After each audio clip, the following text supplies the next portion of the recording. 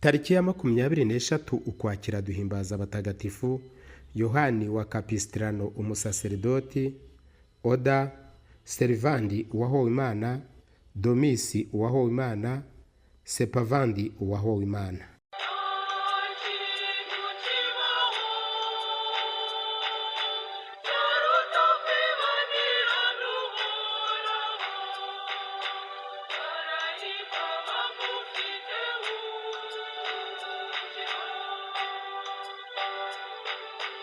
Mutagatifu Yohani wa Capistrano yabayeho ahagana mu mwaka w'igihumbi 386 kugeza mu w'igihumbi 456. Yohani yavukiye Capistrano ho mu Butaliyani mu mwaka w'igihumbi 386. Yize amashuri menshi, aba umuhanga ukomeye mu by'amategeko.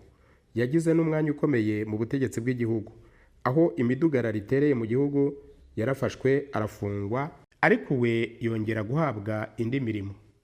Icyo gihe ashaka umugore arashyingirwa, ariko hashize iminsi agira amakuba arapfakara. Nyuma y'ibyo byago byose yagize, yiyumvisemo ijwi rya Nyagasani rimuhamagara. Ahera ko rero asaba kwinjira mu muryango w'Abafransisikani. Nuko aho amariye kwinjira ahabwa ubusaserdoti bidatinze. Amaze kubuhabwa atangira ubwo kwigisha cyane mu mirwa myinshi ikomeye y'Ubutaliyani. Nibwo akundishije benshi ijambo ry'Imana kubera inyigisho ze nziza bitangaje. Abantu batagira ingano baramushikira, maze inyigisho ze zivugurura ubukristo henshi. Icyo gihe Papa aramushima cyane, amuha umurimo wo kujya yigisha aho amutumye hose. Yohani yarwanye urugamba rukomeye, arwanya abagome bashaka kurwanya ubukristo mu Burayi. Nuko arabatsinda, maze ingoma ya Kristo ikomeza kwamamara hose.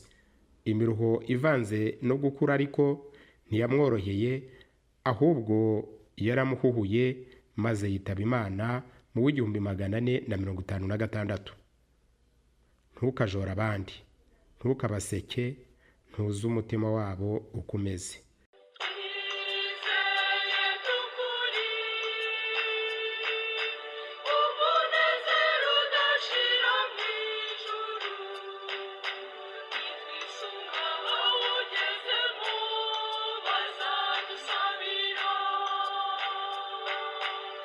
Abandi batagatifu bizihizwa uyu munsi. Mu bya Kadigisi muri Hispania turahimbaza mutagatifu Servandi uwahowe Imana ku ngoma ya Diocletian. Mu bya Amiens mu Bufaransa turahimbaza mutagatifu Domisi umusaserdoti.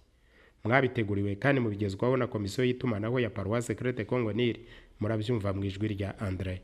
Mugira amahoro.